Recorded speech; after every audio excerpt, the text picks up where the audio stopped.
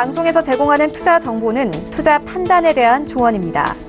방송에서 제공하는 주식의 가치, 가격 상승 및 가격 하락에 대해서는 방송사에서 보장하지 않습니다.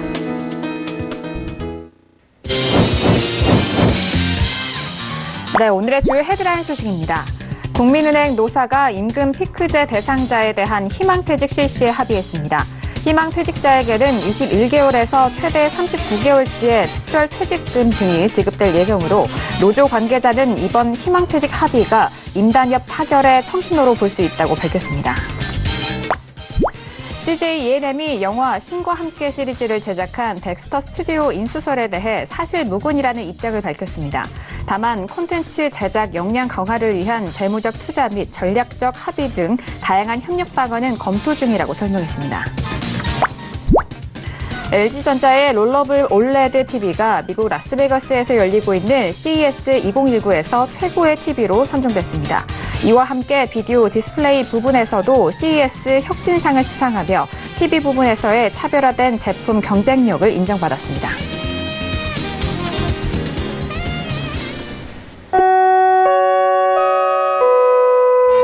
네, 안녕하세요. 평택촌놈 정석투자 김은혜입니다. 자, 오늘은 금요일장이었습니다.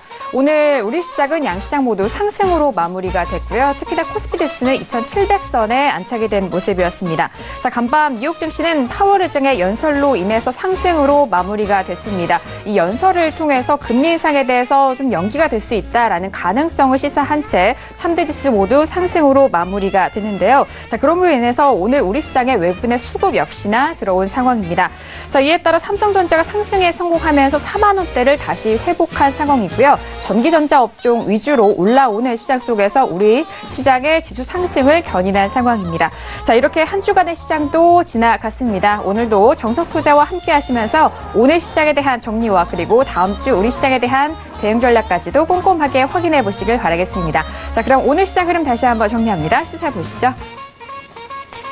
네, 오늘 코스피 지수는 전일 대비 0.60% 상승한 2075.57의 장을 마칩니다. 수급 상황 확인합니다. 외국인 홀로 순매수, 반면 개인과 기관은 동반 순매도 이어갑니다. 코스피 시가총액 상위 종목 확인합니다. 삼성전자는 1% 넘는 상승으로 4만 500원에, 하지만 SK하이닉스는 하락 마감이 되면서 6만 5,100원에 오늘장 마무리가 됐습니다. 계속해서 시가총액 상위 종목 확인합니다. 삼성바이오로직스도 역시나 2% 가까운 상승으로 39만 5,500원에, LG화학은 강보합권 마감이 되면서 34만 9천원에 오늘장 마무리가 됐습니다. 코스닥 지수는 전일 대비 0.44% 상승한 686.33의 장을 마칩니다. 수급 상황 확인합니다. 개인 홀로 순매수, 반면 기관과 외국인은 동반 순매도 이어갑니다. 코스닥 시가총액 상위 종목 확인합니다. 셀트리온 헬스케어를 비롯한 신라젠, 바이오로메드는 다시 하락으로 마감이 됩니다. 셀트리온 헬스케어는 약보합 마감이 되면서 7만 3,500원에, 신라젠은 1% 넘는 하락으로 7만 1,500원에 오늘장 마무리가 됐습니다. 계속해서 시가총액 상위 종목 확인하시죠. 메디톡스 역시나 하락으로 마감이 되면서 56만 5,800원에, 코롱 티슈진도 역시나 하락 마감이 되면서 4만 400원에 오늘장 마무리가 됐습니다. 네, 본격적으로 금요일장 정석투자 시작해보도록 하겠습니다. 오늘은요, 두 분과 함께 할게요. 학과장 정우 대표님과 그리고 봉주 선생님 나오셨습니다. 두 분 안녕하세요. 네, 안녕하세요. 네, 반갑습니다. 자, 벌써 한 주간이 지났고 오늘 금요일입니다. 먼저 학과장 정우 대표님 인사 말씀 들어볼까요? 네, 먼저 사과의 말씀을 드리겠습니다. 제가 코스피 21선 반등이 나오기 어렵다고 얘기했는데 결과적으로 나왔습니다. 그래서 결과적으로 예측에 실패했습니다. 뭐 어떤 사람은 10번 중에 9번 틀리고 1번 맞아도 그걸로 만족하고 홍보까지 한다는데 저는 결벽증이 있어가지고 9번 맞아도 1번 틀리면 제가 용납이 안 됩니다. 다만 오늘 왜 그런 결과가 나왔는지, 그리고 앞으로 시장은 어떻게 흘러갈 건지, 이런 것에 대해서 명쾌하게 설명드리겠습니다. 네, 이러한 면 때문에 많은 시청자분들이 또 대표님을 좀 사랑하시는 게 아닌가 싶은 생각인데요. 일단 반등에 대한 부분은 어떻게 된 사유인지 그 시장에 대해서 다시 한번 좀 구체적인 분석을 잠시 후에 도와드린다고 하니까요. 기대 많이 해주시길 바라겠습니다. 자, 이어서 오늘 봉주 선생님과도 함께 하도록 하겠습니다. 인사 말씀 들어볼까요? 네, 일주일이 참 숨가쁘게 흘러갔던 것 같습니다. 이번 주는 옵션 만기일이 있었죠. 그래서 반등 가능성은 있다고 봤는데요. 상당히 좀 강하게 반등했다 그렇게 볼 수가 있겠습니다. 지금 흐름 자체가 추세적인 흐름 자체라고 보기엔 좀 어렵기 때문에 아무래도 투자자분들께서 이런 기회를 잘 활용해서 매도하지 못했던 종목들은 최대한 고점에서 매도하는 그런 것들을 좀 하셨으면 좋겠고요. 향후의 흐름에 따라서 또 유연한 대응을 하셨으면 하는 바람입니다. 네, 알겠습니다. 최근에 나온 이 상승을 잘 활용하셔서 그동안 좀 물려 있으셨던 물량이라든지 종목이 있다면 이 반등을 최대한으로 잘 활용해 보시라라는 말씀까지 들어봤습니다. 자, 이렇게 오늘은 두 분과 함께 정석 투자 이어가 볼 텐데요. 먼저 1교시 본격적으로 들어가 보도록 하겠습니다. 자, 오늘의 1교시는 거시적 경제 시간이 기다리고 있습니다. 이번 한 주간의 시장에 대해서 시황적인 측면도 되돌아보고요. 그리고 이번 한 주간 주요로 이슈였었던 이슈에 대한 부분도 세 가지로 추려서 정리를 해드리도록 하겠습니다. 자, 먼저 시장에 대해서 분석을 해볼 텐데요. 자, 이번 한 주 정말 하루하루가 좀 녹록지가 않았는데 오늘은 2070선에 대해서는 반등이 나온 상황입니다. 그렇다면 오늘 시장과 그리고 한 주간의 시황 정리를 학 과장님과 함께 해볼 텐데요. 자, 학 과장님 시장 정리 먼저 도와주실까요? 네, 코스피부터 말씀드리겠습니다. 코스피는 수요일에 21선 돌파했고요. 금요일에 61선 돌파했습니다. 코스닥은 상대적으로 코스피보다 하방 경직성은 뛰어나고 또 탄력도 좀 좋다. 이렇게 볼 수가 있겠습니다. 그래서 코스피를 먼저 얘기하자고 하면 수요일에 21선 그리고 금요일에 61선 돌파했고요. 코스닥은 코스피에 비해서 하방 경직성은 강한데 거기다가 또 반등 탄력도 좋다. 뭐 이렇게 정리해서 말씀드릴 수 있겠고요. 이 대목은 잠깐 차트 통해서 보여드리겠습니다. 화면 보시면 수요일이었습니다. 이때 21선 돌파했습니다. 이게 검은색 라인입니다. 그리고 오늘 파란색 라인이죠. 61선 돌파했고요. 그런데 코스피 같은 경우에는 시청자 여러분들이 잘 아시는 것처럼 2000선을 또 한 번 이탈했었잖아요. 연초에. 그래서 작년 10월에 이탈했다가 또 연초 한번 이탈했는데 이번에는 코스닥 보시겠습니다. 자, 코스닥을 보시면요. 작년 10월 말에 여기까지 내려왔다가 올해 보면은 이탈을 안 했죠. 코스피가 이탈할 때. 그러니까 하반 경직성은 상대적으로 강하다고 볼 수 있어요. 그리고 현재 이 탄력도는 약간 더 좋다. 이렇게 설명드릴 수 있겠고. 자, 그러면 다시 코스피 차트로 보여드리겠습니다. 제가 월화 흐르면서 그렇게 얘기했었잖아요. 21선 회복이 어렵다. 근데, 정말 화요일까지는 딱 맞았어요. 정확하게 말하면 제가 지난주 금요일에 얘기했거든요. 지난주 금요일에 이 시점에서 제가 얘기했던 것이 21선 회복이 어렵다. 코스피에 대해서. 그래서 월화는 이렇게 회복을 못했어요. 실제로. 근데 수요일부터 회복을 해줬는데 그러면 왜 이렇게 얘기했는지 이걸 설명하겠습니다. 원래 저는 예측할 때 근거를 제시하지 않아요. 근거가 없어서가 아닙니다. 그게 바로 분석 노하우이기 때문에 그렇습니다. 그리고 저는 투자자들의 심리를 너무나 잘 알고 있어요. 근거가 있든 없든 또 근거가 논리적이든 비논리적이든 결과로 평가하거든요. 그래서 저는 보통 제가 예측한 거를 실패했을 경우에는 근거를 얘기해 줍니다. 그래서 이제 설명하겠는데요. 자, 그럼 왜 제가 코스피 21선 돌파 못한다고 얘기했냐? 첫 번째, 다우존스와 코스피의 괴리감이 엄청났어요. 이 등락 괴리감이 엄청났다는 거죠. 그래서 12월 고점과 저점의 이 괴리감이 얼마나 컸냐면 다우존스 같은 경우 무려 16.1% 빠졌습니다. 그런데 코스피는 5.7%. 그러니까 약 3분의 1 좀 넘는 수준이죠. 그래서 이거를 얼추 계산해 봐도 이게 지금 말도 안 되는 흐름이었거든요. 그래서 저는 일단 이걸 첫 번째 이유로 봤습니다. 그리고 이제 두 번째 이유로 본 건 뭐냐면 기간하고 프로그램 매수가 과도할 정도로 시장을 받쳐줬다는 거죠. 그래서 이제 기간 같은 경우에 이제 12월 10일부터 이제 약 보름 동안 2조 원 이상 순매수 들어왔고요. 프로그램 매수 같은 경우는 약 한 달 전부터 한 12월 12일이니까 대략 한 달 전이잖아요. 놀라지 마세요. 3조 3,500억이 들어왔어요. 5,300억. 무지막지하죠. 3조 5천억. 그래서 버틴 거예요. 잠깐 차트를 잠깐 보시겠습니다. 여기서 보면 일단 미국 차트 보여드릴게요. 자, 이게 이제 다우존스입니다. 12월 고점과 저점 라인이 여기 있습니다. 좀 더 크게 보여드릴까요? 이게 정확하게 16.1%입니다. 그리고 나스닥입니다. 나스닥도 12월 고점과 저점을 보세요. 괴리감이 엄청나죠. 그래서 다우존스하고 나스닥의 평균적인 어떤 그 하락률을 보면 그러니까 12월 고점과 저점입니다. 12월 고점과 저점으로 봤을 때 이제 지금 화면에 보신 것처럼 나스닥이 이 정도 되고요. 다우존스 이렇게 되는데 무려 몇 퍼센트냐? 놀라지 마세요. 마이너스 17%입니다. 그러니까 다우존스만 보면 16.1%인데 다우존스하고 나스닥을 합치면 17% 하락한 건데 자, 그러면 이번에 한국 지수 보겠습니다. 한국의 그 12월 고점이 언제였었냐? 2136이었어요. 바로 이날입니다. 아마 이 방송 매니아들은 다 기억하실 겁니다. 제가 뭐라 그랬죠? 12월 3일에 제가 분명히 얘기했죠. 이거는 비정상을 감안해도 임계점이다. 그리고 나서 거짓말처럼 그 다음부터 흘러내렸는데 그때 2136이었는데 만약에 한국이 미국처럼 12월에 고점과 저점의 편차가 마이너스 17%대 몇 포인트까지 떨어지냐? 놀라지 마세요. 1772입니다. 무려. 2136에서 마이너스 17%라면 1772. 그러면 약간 높게 잡아도 1800. 좀 더 높게 잡아도 1850. 아주 높게 잡아도 1900이라는 얘기예요. 무슨 얘기냐? 만약에 한국이 미국과 연동이 됐다 그러면 엄청나게 폭락했어야 돼요. 근데 왜 폭락을 안 했냐? 이것 때문에 그래요. 12월 중순부터 약 보름 동안 여기서 뭐가 들어왔죠? 기간의 순매수가 엄청나게 들어왔어요. 2조 원 이상.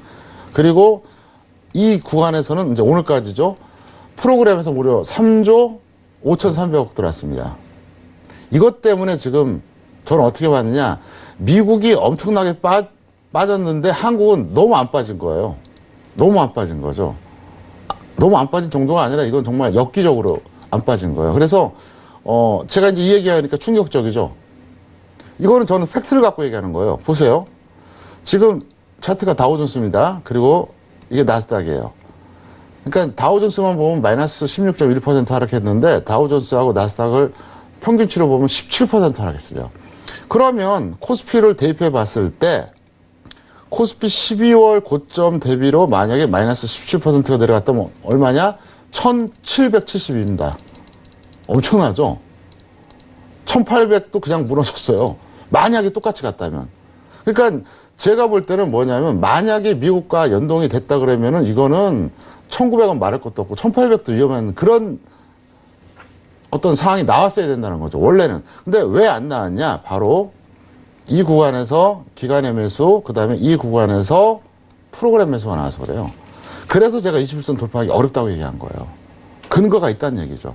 막연하게 감으로 얘기한 게 아닙니다. 그래서 화요일까지는 했는데 중요한 건 뭐냐. 그러면 왜 그러면 수요일 이후에 이렇게 갔냐. 이유가 두 가지가 있습니다. 그거는 이제 제가 시간 관계상 너무 시간이 흐르니까 여기까지만 설명을 드리고 그건 다음에 제가 다음 주에 이 방송 통해서 전달을 해드리겠습니다. 네, 무엇보다도 지금 현재 시장에 대해서 어떻게 좀 분석을 해야 되는지 구체적인 분석 내용을 또 여러분들에게 쉽게 좀 풀어드렸습니다. 많은 분들이 이번 한 주간의 시장과 시황에 대해서 궁금해하셨을 것 같은데 대표님 말씀 좀 참고를 하셔서 이해해 보시길 바라겠고요.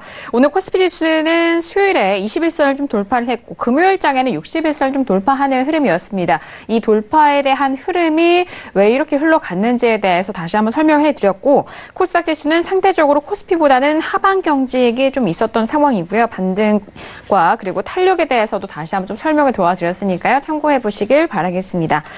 자, 일단 뭐 지수에 대해서, 시장에 대해서 먼저 분석을 도와드렸고요. 그렇다면 이 한 주간에 가장 뜨거웠던 이슈 3가지를 또 추려서 정리를 해드리도록 하겠습니다. 자, 봉추 선생님, 근주의 이슈 3가지 소식 들려주실까요? 네, 이번 주도 3가지 이슈를 준비를 했습니다. 첫 번째로는 역시 이번 주에 가장 관심이 컸던 미중 무역 협상에 대한 이슈고요. 두 번째로는 증권사들의 목표 주가와 투자 의견에 대한 이슈입니다. 그리고 세 번째로는 우울한 실적 시즌 전망에 대한 이슈를 말씀드릴까 합니다. 첫 번째로는 역시 미중 무역 협상이 가장 큰 이슈가 됐었는데요. 최근에 제프리 게리시 미 무역대표부 부대표가 이끄는 협상팀이 중국 베이징에서 중국 쪽과 협상을 했었죠. 그래서 무역 협상을 진행을 했습니다. 당초에는 7, 8일 이틀간 진행을 할 예정이었었는데 9일까지 하루 연장하면서 3일 동안 협상을 했습니다. 그래서 협상 기간이 길어지는 것에 대해서 상당한 기대감을 가졌던 그런 상황입니다. 왜냐하면은 협상의 흐름이 그 분위기가 좋지 않다고 하면은 굳이 길게 끌고 갈 필요가 없었겠죠. 그래서 시장이 굉장히 기대를 했었고요. 또 트럼프 대통령이 굉장히 협상이 잘 진행되고 있다. 뭐 그렇게 얘기를 했었는데 결과는 뚜껑을 열어보니까 별게 없었다는 것이죠. 그래서 시장이 조금 많이 실망을 했다. 그렇게 볼 수가 있을 것 같습니다. 중국 같은 경우에는 이번에 미국으로부터 농산물 수입이라든지 또 뭐 여러 가지 물품을 상당량 구매하겠다는 약속을 했죠. 그래서 그런 부분에 있어서는 어느 정도 성과를 거뒀다고 볼 수가 있겠습니다. 왜냐하면은 트럼프 대통령의 지지 기반인 그 농산물 쪽의 어떤 그런 수입들이 이루어지게 되면서 뭐 속에 좀 목적은 달성했다 그렇게 볼 수가 있겠는데 정말 큰 것들은 이루어지지 않았다는 것이죠. 시장이 기대했던 것들은 사실 미국이 계속해서 줄기차게 강조했었던 어떤 그런 것들 아닙니까? 지적재산권이라든지 또 미국 기업들의 강제 기술 이전 뭐 이런 문제들, 이런 것들, 정보 해킹이라든지 이런 것들이 해결되기를 바랬는데 그런 것들이 전혀 협상이 이루어지지 않았습니다. 그리고 그런 부분들이 좀 잘 진행되도록 어느 정도 좀 흐름이 나와야 되는데 그런 흐름이 나오지 않았다는 것이죠. 그리고 미국 쪽에서 중국에 진출한 미국 기업들에 대한 강제 기술 이전 요구라든지 이런 것들을 하지 말 것을 명문화해달라고 했는데 중국 쪽에서 거부했다는 소식도 있었고요. 그리고 중국 국영 기업에 대한 보조금 지원을 하지 말라 뭐 이런 것들도 거부했다고 합니다. 그런 것들이 중국 어떤 사회주의의 근간을 흔드는 일이다. 그렇게 하면서 거부를 했다는 소식인데요. 그런 흐름들을 봤을 때 역시 협상이 제대로 이루어지지는 않았다. 그렇게 볼 수가 있습니다. 트럼프 대통령은 오늘도 굉장한 성과를 거뒀다. 그렇게 얘기를 했는데요. 립 서비스에 지나지 않다고 생각을 합니다. 사실 미국과 중국이 협상을 하는 데 있어서 제대로 협상이 잘 진행되기는 어려운 부분이었었죠. 상당히 좀 충돌하는 부분이 많기 때문에 어려움이 있을 거라고 예상을 했습니다. 그런데 어느 정도 성과가 좀 나와야 되는데 전혀 성과가 나오지 않았습니다. 물론 향후의 협상의 어떤 흐름에 따라서 충분히 성과가 나올 수도 있습니다. 그리고 22일에서 25일까지 다보스 포럼이 열리는데 거기에 중국은 왕岐산 부주석이 참가를 하는 것이죠. 참석을 하면서 트럼프 대통령과 만나서 다시 한번 협상을 진행할 거라는 기대감을 가졌습니다. 그래서 이번에는 차관급이었지만은 또 트럼프 대통령과 왕岐산 부주석이 만났을 때는 더 긴밀한 어떤 협상이 진행될 수 있다는 기대감을 가졌는데 트럼프 대통령이 셧다운 문제로 인해서 불참을 통보를 했죠. 그래서 그런 협상 자체가 이루어지지 않게 그렇게 됐습니다. 그래서 상당히 좀 좋지 않은 흐름으로 가지 않나 그렇게 생각을 하고요. 향후의 협상의 키는 역시 미국이 지고 있다고 생각을 합니다. 미국이 과연 어느 정도까지 요구를 하느냐 그리고 중국이 어느 정도까지 받아들이느냐 이런 문제가 발생할 수 있는데요. 트럼프 대통령의 그동안의 어떤 성향을 보면은 역시 쉽게 그렇게 물러설 것 같지 않다 그렇게 볼 수가 있겠죠. 그래서 중국이나 미국이나 어떤 태도가 바뀌면은 좋은데 트럼프 대통령이 바뀌기는 힘들죠. 그리고 중국은 이번에 협상에서도 드러났듯이 미국하고 계속 협상을 하려는 그런 것 같습니다. 그리고 미국에 대해서 아직까지 제대로 파악을 못하는 것 같습니다. 왜냐하면은 미국과 중국 자기 나라에 대해서 어떤 동등한 입장에서 협상을 한다는 생각을 아직까지 하고 있는 것 같습니다. 그런데 미국이라는 기업은 뭐 지구상의 유일한 국가 아닙니까? 그리고 그런 국가의 대통령이 트럼프라는 게 상당히 큰 문제죠. 그래서 협상이 장기화될 가능성이 있고요. 이런 문제들이 계속해서 흐름이 제대로 이루어지지 않는다고 하면 결국은 증시에도 조금 부담스러운 흐름으로 계속해서 남아있지 않을까 그렇게 생각을 합니다. 결국은 협상 진행이 쉽지 않다 그렇게 결론을 내릴 수가 있을 것 같습니다.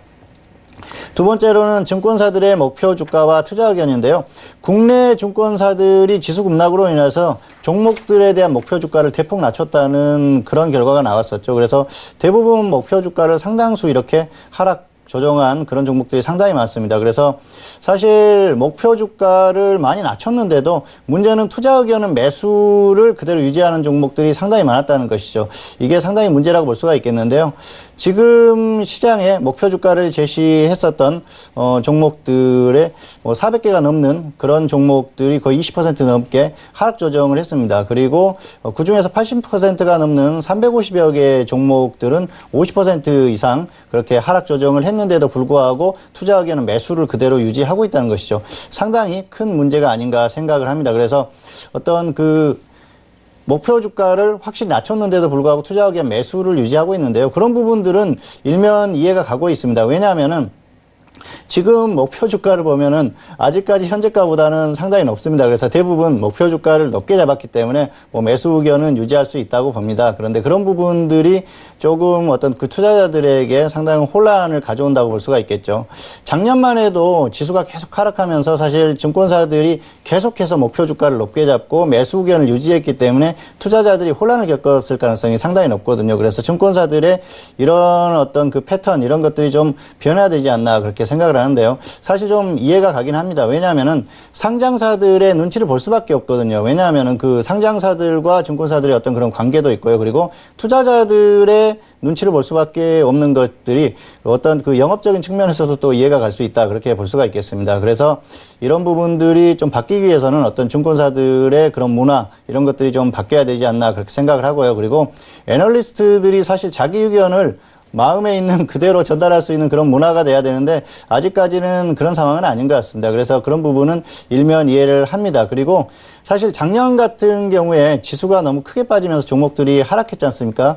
그래서 그런 부분에 제대로 대처하지 못한 그런 부분도 있고요. 또 외국계 투자은행들이 종목들에 대한 목표 주가를 크게 낮추면서 그리고 투자 의견을 또 매도나 이런 쪽으로 바꾸면서 반도체라든지 바이오 이쪽에서 엄청난 그 주가가 급락하는 모습을 봤지 않습니까? 그런 모습들 때문에 목표 주가를 낮추더라도 매수 의견을 그대로 유지하고 있는 그런 상황이 좀 진행되고 있다. 그렇게 볼 수가 있겠습니다. 그래서 이런 부분은 이해를 합니다. 그런데 사실 이런 것들이 투자자들에게 혼란을 겪게 하고 그리고 오히려 매도할 수 있는 그런 기회였는데도 매도하지 못한 그런 부분들이 있었기 때문에 향후에 이런 흐름들이 좀 바뀌었으면 하는 바람에서 이번 주에 이번 이슈를 가지고 와봤습니다. 세 번째로는 우울한 실적 시즌 전망이라는 그 이슈인데요. 이제 작년 4분기 지금 실적들이 발표되는 어닝 시즌이죠. 그래서 지금 흐름들을 보면은 사실 실적 시즌이 되면은 주가가 상승을 하면서 지수가 크게 상승을 할 수 있는 그런 모멘텀이 생겨야 되는데 지금 같은 경우에는 그러지 못하는 흐름입니다. 왜냐하면은 실적에 대한 전망이 상당히 좋지 못합니다. 그 원인을 제공했던 게 삼성전자와 LG전자인데요. 삼성전자 같은 경우에는 기존에 전망했던 영업이익, 4분기 영업이익이 13조 8천억 정도였습니다. 그런데 실제로 나왔던 게 10조 8천억 정도였죠. 거의 지금 3조 가까이 이렇게 다운된 그런 흐름인데요. 사실 굉장히 큰 부분이라고 할 수가 있었죠. 그리고 LG전자 같은 경우에도 4천억 가까운 영업이익이 전망됐었는데 700억대의 지금 영업실적이 나왔어요. 상당히 굉장히 큰 충격을 줄 만한 그런 수치다 볼 수가 있겠습니다. 문제는 다른 기업들도 전반적으로 좋지 않은 흐름이 나올 가능성이 상당히 높은데요. SK하이닉스만 하더라도 영업이익이 전분기보다 27% 정도 하락한 수치가 나올 가능성이 상당히 높습니다.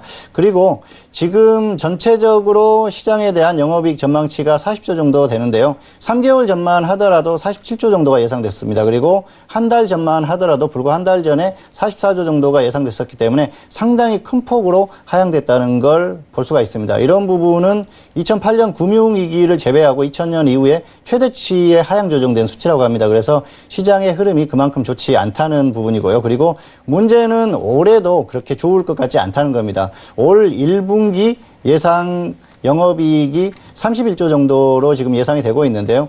기존에 불과 3개월 전만 하더라도 37조 정도 예상이 됐었거든요. 그래서 거의 18% 정도 하락한 수치입니다. 상당히 시장의 흐름이 좋지 않은 그런 부분으로 가고 있고요. 이런 부분은 시장의 대표 종목이라고 할 수가 있죠. 삼성전자나 하이닉스 그리고 전기전자 이런 그 업종에 있는 종목들이 기존에 시장의 흐름을 만들고 그리고 좋은 실적이 나오면서 시장이 버티는 흐름이 됐었거든요. 그런데 이쪽에서 반도체나 전기전자 이쪽에서 마저 좋지 않기 때문에 이런 그 좋지 않은 흐름이 나오고 있다 그렇게 볼 수가 있겠습니다. 문제는 이런 흐름들이 지속적으로 이어질 가능성이 상당히 높다는 것이죠. 그래서 이런 흐름들이 이어졌을 때는 시장의 흐름이 좋지 않을 가능성이 상당히 높다 그렇게 보고 있습니다. 그래서 지금 전반적인 어떤 그 이런 흐름들을 봤을 때는 올해도 작년보다 좋을 가능성은 상당히 떨어지고요. 그리고 어닝 시즌이라고 해서 특별히 종목들이 상승하고 지수가 상승할 만한 그런 흐름은 아니라는 것입니다. 결과적으로는 결과가 나와봐야겠지만은 지금 어떤 흐름, 반도체나 전기전자 그리고 전반적인 산업의 흐름 자체가 좋지 않은 흐름이기 때문에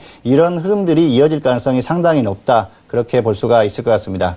네, 오늘도 세 가지 이슈를 가지고 와봤는데요. 전반적으로는 시장에 부담을 줄 수 있는 그런 뉴스들이 아니었나 생각을 합니다. 그래서 이런 흐름에 맞춰서 유연한 대응을 해야 되지 않나 그렇게 생각을 하면서 이번 주 이슈를 마치도록 하겠습니다.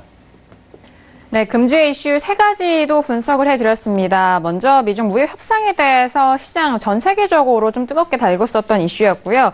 그리고 이제 4분기 실적 시즌인데 증권사들의 목표 주가와 투자 의견에 대해서 좀 많은 이야기가 나왔습니다. 그리고 4분기 실적에 대해서 우울한 실적 전망도 나왔고요. 그리고 실제로도 삼성전자라든지 LG전자, SK하이닉스 각각의 이런 기업들의 실적이 좀 하향 조정이 되면서 어닝 쇼크를 좀 기록을 했었던 점까지 다시 한번 참고를 해보시길 바라겠습니다.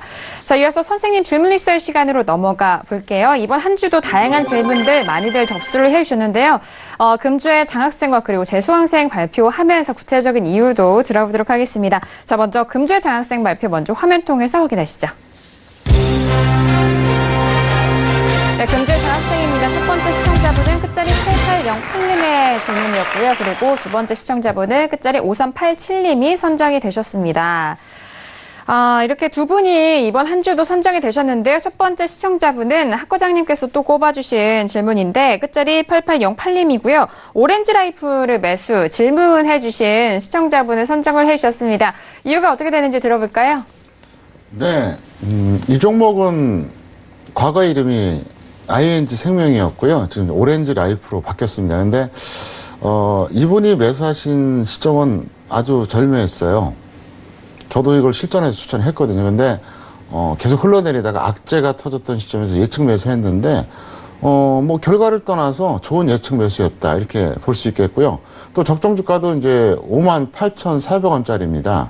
그러니까 뭐 문제될 게 없다는 얘기예요. 그리고 차트 잠깐 보실까요? 오렌지 라이프는 이렇게 계속 내려갔어요. 그러니까 지난 2월, 작년 2월이었죠? 1월 말, 2월 초. 이때 고점 찍어주고 하염없이 내려가서 오히려 상장하고 나서 그 초반의 가격보다 더 내려갔어요. 이게 작년에 이제 상장했을 때 그때 초반 가격이거든요. 지금 더 내려갔잖아요. 계속 흘러내렸는데 거기다가 최근에 이렇게 좀 어떤 악재성 뉴스가 나와서 이제 급락을 했는데 이날 딱 들어가신 거죠. 전형적인 예측 매수예요. 그래서 이분은 뭐 적정 주가로 보나 어떤 등락으로 보나 또 지수로 보나 뭐 아주 무난한 예측 매수였다. 그래서 제가 이 종목을 꼽아봤습니다. 네, 학과장님이 또 꼽아주신 장학생은 오렌지 라이프 매수하신 시청자분을 선정을 해주셨는데요. 결과를 떠나서 좋은 예측 매수를 또 실행을 하셨기 때문에 그 부분에 대해서 다시 한번 좀 언급을 해드렸습니다. 자, 그렇다면 봉투 선생님이 꼽아주신 베스트 질문도 만나볼게요. 끝자리 5387님의 질문이고요. 지니뮤직을 매수하신 시청자분을 또 선정을 해주셨습니다. 이유가 어떻게 되는지 들어볼까요? 네, 지니뮤직을 매수하신 이분 같은 경우에는 매수가가 좋았다고 생각을 합니다. 매수가 자체가 크게 부담 없는 그런 구간에서 매수를 하셨어요. 사실 최근에 시장의 흐름이 좋지 않은 그런 흐름이었지 않습니까? 그런데 이 콘텐츠 관련주들의 흐름은 좋았었거든요. 그리고 이 종목이 단기적으로 움직임이 박스권에서 움직이는 그런 흐름이 나왔습니다. 그래서 박스권의 어떤 저점에서 움직일 때 저점 매수가 됐다는 것이죠. 그렇기 때문에 매수 자체가 좋았다. 그렇게 볼 수가 있죠. 그리고 또 비중이 20% 정도밖에 되지 않습니다. 그래서 이 정도면은 뭐 충분히 저점이라고 하면 한 번에 들어갈 수 있는 그런 부분이거든요. 사실 좀 고점에서 그 20% 정도 들어가면은 부담스러운 비중입니다. 특히 지금 최근 같은 시장 흐름에서는 그런데요. 이렇게 저점에서 매수했을 때는 이 정도는 충분히 가능하다 그렇게 볼 수가 있겠습니다. 그래서 매수 자체가 적절했고 비중도 적절했는데 결과도 좋았던 그런 상황입니다. 그리고 종목을 잘 골랐다는 것이죠. 개별주를 매매를 해야 됩니다. 지금 같은 시장에서는 우량주를 매수했다가는 지수가 하락했을 때는 같이 하락할 수밖에 없거든요. 그리고 추세적으로 봤을 때는 결국 떨어질 수밖에 없는데 지금은 뭐 종목도 잘 골랐다 그렇게 볼 수가 있겠습니다. 차트를 잠깐 보여드리겠습니다. 4,617원에 매수를 하셨습니다. 그래서 이분이 매수하신 가격이 이 정도예요. 그래서 최근에 흐름을 보면은 이 종목이 단기적으로는 지금 박스권에서 거의 움직이고 있거든요. 그래서 계속해서 말씀을 드리지만 이렇게 단기적으로 박스권에서 움직이는 종목들 같은 경우에는 매수가를 이렇게 저점 부분에서 매수를 하자고 말씀을 드렸었는데요. 매수 자체를 적절하게 하셨습니다. 그렇기 때문에 지금 또 지수가 좀 버텨주면서 종목도 반등이 좀 나오는 흐름인데요. 그래서 사실 여기서 매수하고 뭐 하면 손절 짧게 하면 되거든요. 그래서 매수에 큰 무리가 없었던 상황이고요. 비중도 20%이기 때문에 크게 무리가 없었던 그런 상황입니다. 그리고 앞에서도 말씀드렸듯이 최근에 어떤 그 컨텐츠 관련한 종목들이 움직임이 괜찮았었죠. 그리고 흐름을 보면은 저점을 기록하고 나서 반등이 나오고 나서 그 이후에 저점을 깨지 않고 계속해서 옆으로 횡보하는 흐름이었어요. 그래서 이런 박스권을 이용해서 단기 매매는 이 정도 가격이면 충분히 가능했다. 그래서 전반적으로 매수를 잘했기 때문에 이번 주에 베스트로 꼽아봤습니다. 네, 봉주 선생님이 선정하실 베스트 질문은 지니뮤직 매수하신 시청자분이셨습니다. 적절한 매수가와 그리고 비중에 대해서 실으셨고 거기에 저점 확인 이후에 매수한 시점이 좋았다라는 의견도 추가적으로 전달을 해드릴게요. 자, 그렇다면 좀 아쉽게도 재수강생으로 선정이 되신 두 분도 만나보도록 하겠습니다. 화면 통해서 확인하시죠. 네, 금주의 재수강생입니다. 첫 번째 시청자분은 끝자리 1586님이고요. 두 번째 시청자분은 끝자리 2244님이 선정이 되셨습니다. 좀 아쉬운 상황이지만요. 이번 시간을 통해서 다시 한번 좀 점검을 받아보시면 이 다음 투자는 더욱더 현명하게 이어가실 거라고 생각을 합니다. 그러면 학 과장님께서 선정을 해주신 재수강생 만나볼게요. 끝자리 1586님의 질문이었고요. 셀트리온을 매수를 하신 시청자분이셨어요. 학 과장님 어떤 이유에서 좀 선정해 주셨을까요? 네, 이분은 주식 투자의 원리와 기초가 상당히 부족한 분이에요. 그리고 엄청나게 고평가된 종목을 샀다는 거죠. 물론 이건 저의 기준입니다. 평택촌놈 기술특허 적정 주가 기준으로 셀트리온은 27,700원짜리입니다. 물론 이건 저의 기준이고, 이게 뭐 어떤 객관성을 담보할 수는 없어요. 하지만 항상 말씀드리지만 저의 적정 주가는 국가로부터 특허를 받은 그런 적정 주가니까 뭐 나름대로 공신력은 있습니다. 그 점을 좀 먼저 말씀드리겠고요. 왜 그런지 차트로 잠깐 설명드리겠습니다. 먼저 코스닥 지수 보여드릴게요. 보시면 하락 추세로 전환된 게 작년 6월 하순이었죠. 맞죠? 물론 이것도 평택촌놈 차트 이론입니다. 61선이 121선 이탈했을 때 이때가 우리가 이제 하락 추세라고 이제 확인이 되는 라인입니다. 이게 바로 작년 6월 하순 평택촌놈 차트 이론 기준입니다. 자, 그럼 셀트리온 볼까요? 작년 6월 하순이 이쯤이었어요. 이쯤. 근데 제가 볼 때 이분은 예를 들어서 26만 원에 매수했는데 이게 정확하게 시점을 모르겠어요. 여긴지 또 여긴지 잘 몰라요. 중요한 게 뭐냐? 이 세 가지의 박스가 있잖아요. 첫 번째 박스에서 만약에 매수했다 그러면 이해를 해요. 그런데 두 번째나 세 번째 박스에서 매수했다면 이건 잘못된 겁니다. 왜 그러냐? 지수가 상승 추세일 때는 성장주에 투자하고요. 지수가 하락 추세일 때는 가치주에 투자하는 거예요. 가치주도 어설픈 가치주가 아니라 절대 가치주. 항상 얘기하죠. 통신업, 전기가스 업종. 그러면 성장주의 대명사가 뭘까요? 바로 제약바이오입니다. 성장주의 개념은 뭐냐면 지금 현재 기업 가치가 좋은 건 아니지만 앞으로 굉장히 좋아질 가능성이 있는 이런 업종, 테마, 이걸 바로 성장주라고 그러고요. 가치주는 뭐냐면 엄청나게 크게 어떤 실적이 뭐 향상되거나 그럴 가능성은 없지만 상당히 안정적인 업종이나 테마를 말하는 겁니다. 자, 그러면 셀트리온은 뭐죠? 성장주 개념의 주식이죠. 그리고 제약바이오의 대표적인 상징적인 종목이잖아요. 그런데 코스닥이 또 코스피가 작년 각각 이제 3월과 6월에 어떻게 됐죠? 하락추세 전환됐습니다. 물론 셀트리온은 코스닥에서 이제 이전돼 갖고 이제 현재는 코스피에 있지만 어쨌든 사실상 어떤 코스닥을 더 참고를 해야 되거든요. 그러면 코스피 같은 경우에는 3월에 하락추세 전환됐고요. 코스닥은 6월 하순에 전환됐어요. 그럼 무슨 얘기냐? 작년 6월 하순 이후의 시점에서는 어떻게 해야 된다? 성장주를 매수하면 안 된다는 거죠. 그래서 셀트리온을 이제 박스 1, 2, 3가 있는데 1에서 했다. 그럼 이해를 할 수 있어요. 과정 자체에 대해서. 근데 2, 3는 아니라는 거죠. 그래서 이분은 전혀 그 주시장의 원리조차 모른다. 그래서 이분 교육이 필요하다. 그리고 너무 고평가되어 있다. 이렇게 설명을 드립니다.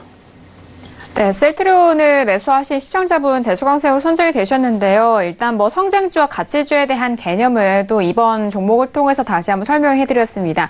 셀트리온 같은 경우 성장주로 좀 보시면 좋을 것 같고 제약바이오 업종의 또 주도주라고 할 수 있을 만큼 이 흐름에 대해서도 궁금하실 분들은 좀 참고가 되셨을 것 같은데요. 일단 뭐 셀트리온에 대해서 좀 아쉬운 상황입니다만 참고하셔서 더욱더 현명하게 이어가 보시길 바라겠습니다. 자, 이어서 봉주 선생님이 또 꼽아주신 워스트 질문도 만나볼 텐데요. 끝자리 2244님의 질문이고요. 후성을 매수하신 시청자분을 선정을 하셨는데 이유가 어떻게 될까요? 네, 이분은 전반적인 그 흐름이 좋지 않다 그렇게 볼 수가 있겠는데요. 사실 그 굉장히 뭐 좋지 않은 흐름이라고 볼 수가 있겠습니다. 일단은 후성은 전기차 테마죠. 전기차 테마주들이 전반적으로 고점을 기록하고 꺾이는 시점에 매수를 하셨어요. 물론 꺾였다가 다시 갈 수도 있습니다. 그런데 그런 부분에서 좀 매수를 조심하셨어야 되는데 매수가 자체가 좋지 않습니다. 가격적으로 거의 뭐 10% 정도 조정을 받은 그런 상황이었어요. 그래서 가격 메리트가 없었던 상황이죠. 그리고 매수한 위치를 보면은 상승 추세에서 61선 이하에서 매수를 하셨습니다. 계속해서 말씀드리지만 61선을 이탈한 종목은 121선을 이탈할 가능성이 상당히 높다고 말씀을 드렸었죠. 그래서 위치가 상당히 좋지 않다고 볼 수가 있겠습니다. 이건 확률입니다. 확률적으로 그럴 가능성이 높기 때문에 더 기다리셨어야 되는데 너무 서둘러서 매수를 하셨다는 것이죠. 그리고 비중이 60%입니다. 자, 개별주의 고점 부분에서 60%를 매수했다. 상당히 위험한 매매죠. 이건 그 한 번에 크게 수익을 내려고 하는 욕심입니다. 그래서 이런 욕심을 버리지 못하면은 이렇게 큰 어려움을 겪을 가능성이 상당히 높죠. 그리고 문제는 기준이 없었다는 것입니다. 마이너스 41%까지 하락할 때까지 그냥 홀딩하셨어요. 그래서 어떤 아무런 기준 없이 대응을 하신 거예요. 매수가도 좋지 않고요. 그리고 또 비중도 그렇고요. 그리고 대응 자체가 상당히 좋지 않았었기 때문에 이런 여러 가지 전반적인 부분이 상당히 좋지 않았다고 볼 수가 있겠습니다. 차트로 설명을 드리겠습니다. 1,900원에 매수를 하셨어요. 그래서 여기에서 매수를 하신 겁니다. 자, 매수 위치를 보면은 지금 고점에서 조정을 받은 게 거의 얼마 안 됩니다. 10% 정도 조금 넘는 그런 가격이에요. 그렇기 때문에 가격에 대한 부담이 있는 것이죠. 이게 단기에 짧게 상승한 종목이 아닙니다. 장기간 상승을 하다가 자, 전에 고점을 한번 기록하고 쭉 또 횡보하다가 고점 기록하고 꺾였죠. 그래서 우리가 흔히 말하는 뭐 쌍봉 패턴 아닙니까? 그래서 종목이 꺾일 수 있는 그런 흐름인데 서둘러서 매수를 했어요. 그리고 그 61선 이탈하면 120선 이탈 가능성이 높다고 말씀을 드렸습니다. 결과적으로 그렇지만은 120선 이하에서 매수를 하셨다고 하더라도 뭐 손실을 기록했을 수도 있습니다. 그런데 가격적으로 좋지 않았었기 때문에 더 기다리셨어야죠. 그리고 비중을 60%나 여기에서 들어간다는 건 상당히 위험하다는 것이죠. 그래서 그런 부분들이 잘못됐고요. 마이너스 41%까지 홀딩하셨습니다. 아무런 기준이 없어요. 자, 개별주를 고점에서 역사상 최고점 근처에서 매수를 하고 비중을 60% 들어간 상황에서 마이너스 41%까지 홀딩하셨다. 이분 같은 경우에는 계속 하락해도 홀딩을 하실 수밖에 없는 그런 패턴입니다. 그래서 이런 패턴을 고치지 못하시면은 향후에 어떤 그 다른 종목을 매매하더라도 실패할 가능성이 상당히 높다고 봅니다. 그래서 이런 그 어떤 패턴 그리고 습관 이런 것들을 고치시라는 의미에서 이번 주 워스트로 꼽아봤습니다. 네, 이번에 웨스트 질문으로 꼽아주신 시청자분은 끝자리 2244님이었고요. 후성 매수하신 시청자분이셨습니다. 일단 매수가가 좀 좋지 않은 위치와 매수가 자체가 좀 아쉬웠었던 상황이고요. 비중도 좀 많은 상황 속에서 기준 없이 좀 대응하셨던 부분이 좀 아쉬웠던 상황입니다. 그 부분 다시 한번 참고하셔서 현명한 투자로 이어가 보시길 바라겠고요. 베스트 질문으로 꼽히신 두 분께는 평택촌로 대표님의 서적을 보내 보내드리고 있습니다. 그리고 재수강생으로 꼽히신 시청자분에게는요, 평택초등 아카데미 VOD 1주 시청권 드리고 있으니까 잘 활용해 주시고 앞으로도 질문도 많이 보내주시길 바라겠습니다. 자, 오늘도 다양한 투자 전략 내용 여러분들과 함께하고 있습니다. 말씀드린 내용에 대해서는요, 투자 판단에 대한 조언이고요. 해당 상품의 가치와 수익률을 보장하지 않는다는 점 다시 한번 유의해 주시길 바라겠습니다.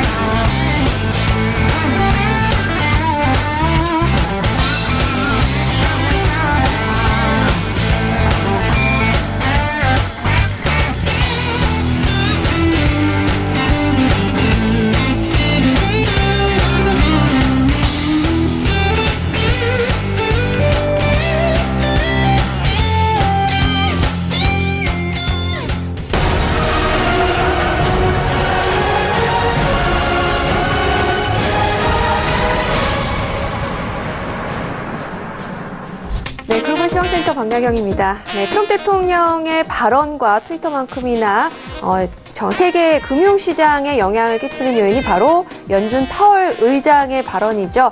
네, 어제 워싱턴에서 열렸던 이코노미 클럽의 연설 많은 분들 궁금하셨을 텐데요. 그에 관련한 소식 전달드리도록 하겠습니다. Fed Powell again stresses patience라고 보실 수 있는데요.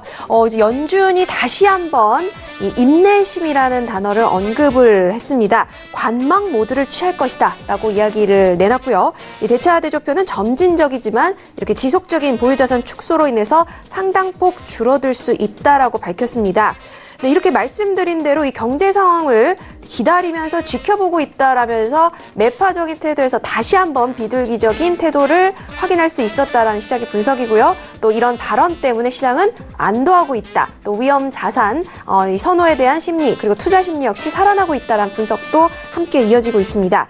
사실 이제 올해 2번 금리 인상을 기본 시나리오로 제시를 했었는데요. 이 부분에 대해서도 사전에 정해진 계획이 아니고 또 올해 강한 경제 전망을 지금 이를 전제한 것이기 때문에 얼마든지 flexible, 유연성 있게 또 변화될 수 있는 부분이다라고 언급을 했습니다.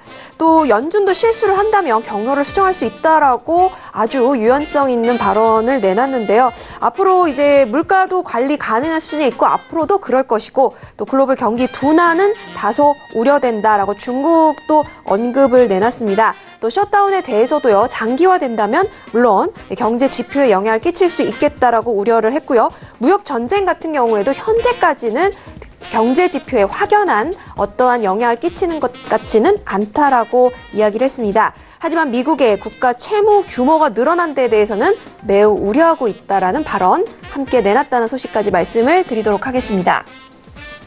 네, 그리고 말씀드린 대로 트럼프 대통령 트위터 살펴보지 않을 수 없습니다. 이 셧다운이 장기화되고 있고요. 오늘 금요일인데요. 이 주말을 지나면 이제 셧다운 가장 최장 기간이었죠. 21일 기록을 깨게 됩니다. 네, 그렇게 되면은 정말 더 큰 법적 분쟁이나 또 정치적인 위험까지 또 번질 수 있는 것이 아니냐라는 우려 섞인 전망들 나오고 있는데요. I'm respectably canceling my very important trip to Davos, Switzerland for the World Economic Forum. 네, 스위스 다보스에서 열리는 22일부터 25일까지 열리죠. 세계 경제 포럼 연차 총회에 참석할 수 없겠다라고 밝혔습니다. 그 이유는 이제 민주당의 비협조적인 태도 그리고 국가 안보를 위해서 정말 중요한 이런 사항이 있기 때문에 참석할 수 없겠다라고 밝혔습니다. 그러면서 따뜻한 인사와 또 이 사과의 말을 전한다라고 마지막에 적었는데요. 이렇게 끝까지 민주당과 대치를 하고 있습니다. 네, 그러면서 중국이 이런 울보, 척 슈머 혹은 낸시 펠로시 의장보다 더 낫다라는 사실도 알게 됐다라는 또 이런 원색적인 비판 발언까지도 함께 내놓고 있습니다. 네, 그렇기 때문에 이 셧다운 장기화 더욱더 가속화될 것으로 지금 보고 있고요. 오늘 중국 증시 마감 상황도 말씀드리겠습니다. China shares and higher on trade optimism. Growth worries persist.라고 보실 수 있는데요. 네, 지금 보시다시피 오늘 이제 무역 회담에 대한 낙관적인 전망으로 상승 마감을 했습니다. 하지만 여전히 경제 성장과 또 내수 경기 침체에 대한 우려는 도사리고 있는 상황인데요. 네, 상하이 종합지수 0.74% 상승해서 2,553.83에 맞췄고요. 또 선전종합지수도 0.76% 높아진 1,313.36의 장을 마감했습니다. 네, 이어서 이번 달 말쯤 이제 장관급 회담도 열릴 것으로 지금 월스트리트저널을 비롯해서 주요 외신들이 보도하고 있는 만큼 이 회담에 대한 기대는 점점 더 커지고 있는 상황입니다.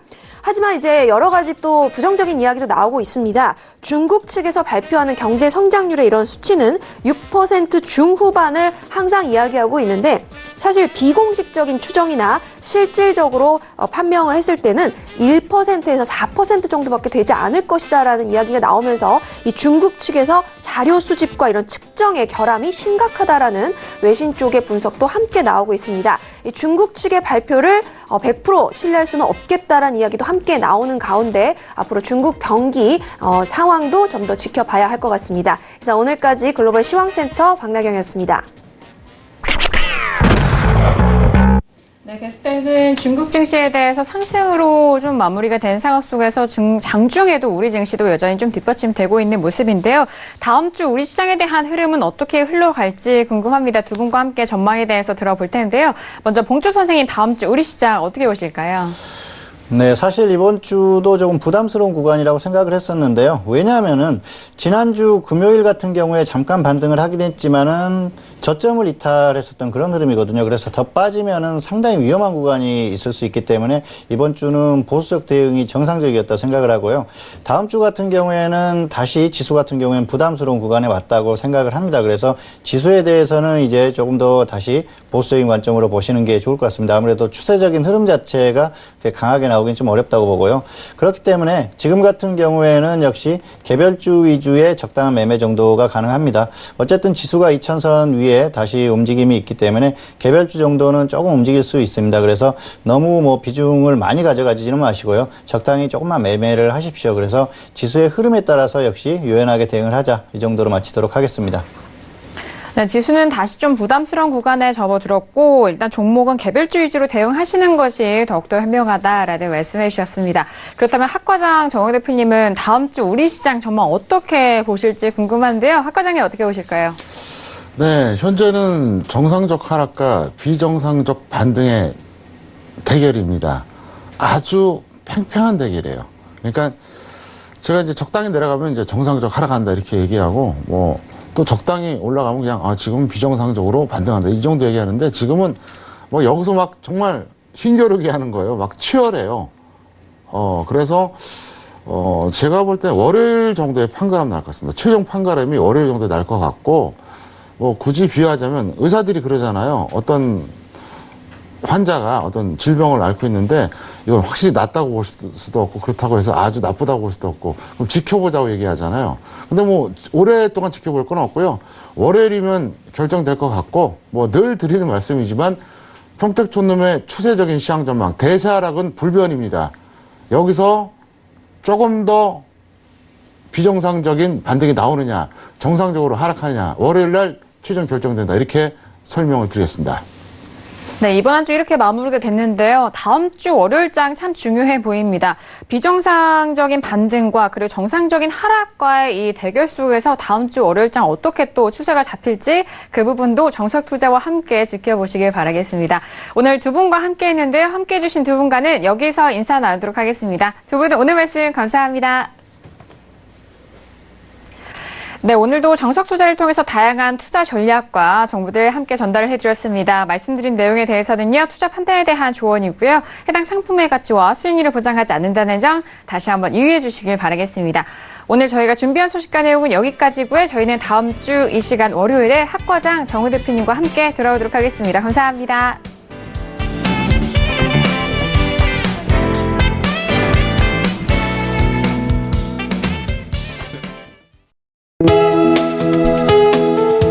방송에서 제공하는 투자 정보는 투자 판단에 대한 조언입니다. 방송에서 제공하는 주식의 가치, 가격 상승 및 가격 하락에 대해서는 방송사에서 보장하지 않습니다.